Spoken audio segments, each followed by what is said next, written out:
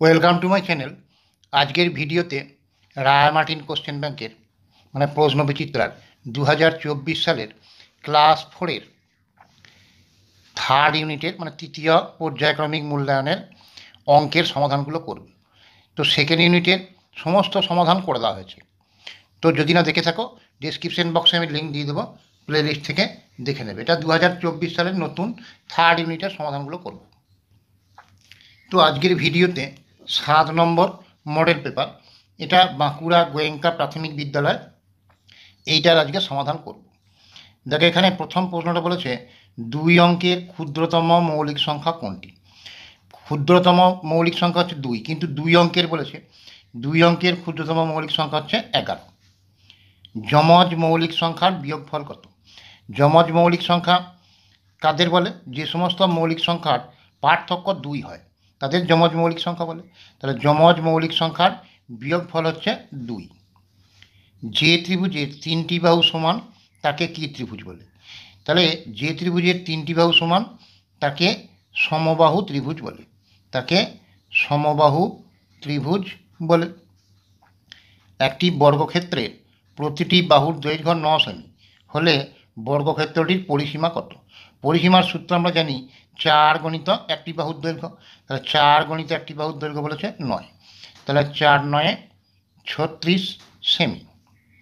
এবার বলেছে কোনো একটি সংখ্যার উৎপাদকের সংখ্যা।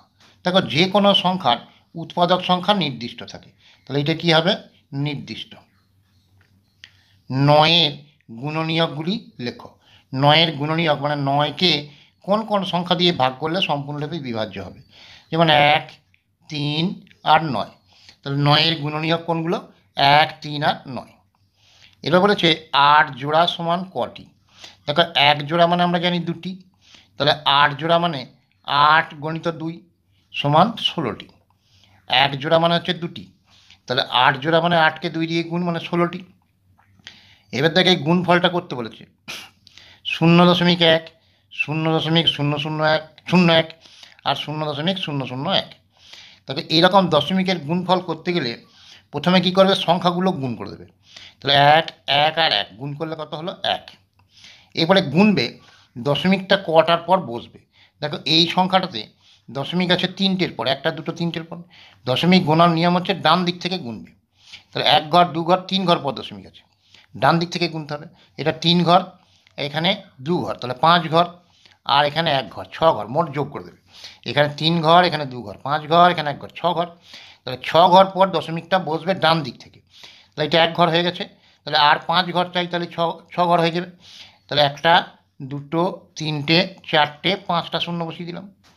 তাহলে 5.0.5টা শূন্য দিয়ে 1। দেখো মোট এখানে দশমিকের পর 5টা অঙ্ক হতে হবে। তাহলে একটা তো 1 হয়েছে, আর 6টা মোট ঘর চাই, তাহলে আর 5টা শূন্য বসিয়ে দেবো। এরপরে বলছে আয়তঘনের উদাহরণ দাও। একটা আয়তঘনের উদাহরণ তোমরা স্কেল বক্স লিখতে পারো, বাক্স লিখতে পারো, বই লিখতে পারো। তাহলে বই লিখতে পারি, বাক্স লিখতে পারি, স্কেল বক্স বা জ্যামিতি বক্স লিখতে পারি। এরকম অনেক উদাহরণ আছে। জ্যামিতি বাক্স লিখতে পারি। এবারে বর্গক্ষেত্রের 4টি বাহুর সমষ্টিকে কি বলে? ড্যাশ বলে। এখানে বলেছে তার কী বলে? পরিসীমা বলে। তাহলে কি বলে?